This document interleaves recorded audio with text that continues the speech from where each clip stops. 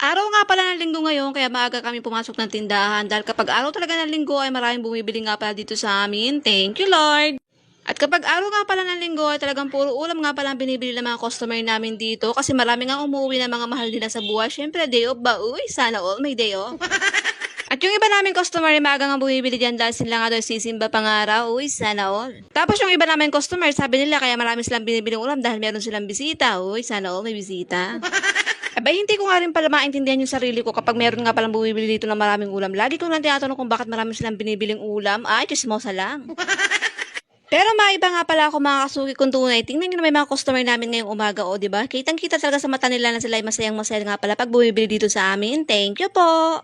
At dahil tapos na nga pala ang mahabang bilihan, ay oras naman nga para mag-display kami itong mga paninda namin dahil wala na nga kami mga panabit. At pagkahirap pa naman tanggalin itong mga serve pub ko na to dahil mga naka-fucking tape ngayon masyadong madikit. Oy, sana all dumidikit. Tuwing tanghali lang kasi kami nakakapag-asikaso ng mga ganitong klaseng paninda namin dahil umaga nga talaga ay maraming tao hindi namin tumaasikaso dahil bungguan nga pala dito.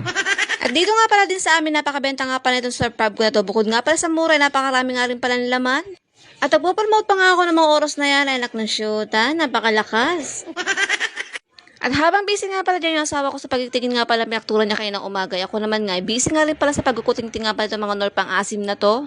Dito nga po pala mga kasuki kong tunay, napakabenta talaga ng mga norpang asim na to sa araw-araw na bilibili nga pala ng aming mga customer nga pala tuwing sila bibili ng mga lutuing ulam. Tulad nga ngayon, napakamahal nga pala ng sampalok na bunga, kaya pag narinig mo nga pala ang presyo itong sampalok na to, abay mapapamura ka nga pala sa mahal.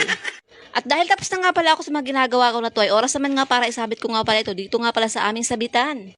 Kapag ka meron tayong tindahan, talagang masipag dapat tayo magsalansa ng mga ganito. Dahil pag hindi tayo masipag magsabit ng mga ganito, ay dako po, magmumukhang kawawa ang ating tindahan. At dahil tapos na nga pala ako sa mga serve pub ko, nandito naman nga pala ako sa mga norpang asim na to, ay siyang tunay, dito ko nga pala ito sinasabit dahil dito nga pala ito madalas kuhanin ng aming mga mamimili.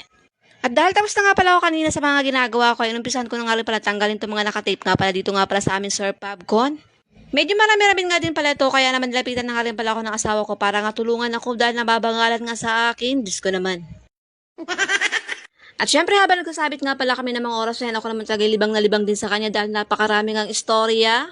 Dahil pa nga namin nagliligawan ng mga oras na yan, Diyos ko, bigla ko tuloy naalala mga panahon na kami nagliligawan palang dalawa. At dahil ayaw nga daw niya ako napapagod, kaya naman inuwanan ko na nga rin pala siya ng mga oras na yan dahil siya na nga lang pinagsabit ko. Tingnan ko nga lang kung ang galing itong asawa ko, sila sabi niya ayaw niya akong mapagod ng mga oras na yan. O siya, ikaw na bahala magsampay niyan. At dahil meron nga palang nalagas kanina mga norpang asim habang naghihimanting ako, nilagay ko na nga lang pala ito nga pala sa amin salan-salan. Total naman din ako, wala na nga rin pala itong laman. Hindi talaga biro baging tindera sa panahon ngayon dahil napakadaming ang ginagawa namin sa araw-araw. Kayo ba'y nakaka-relate din kung meron kayong tindahan? Alam ko alam nyo din itong mga ganitong sitwasyon.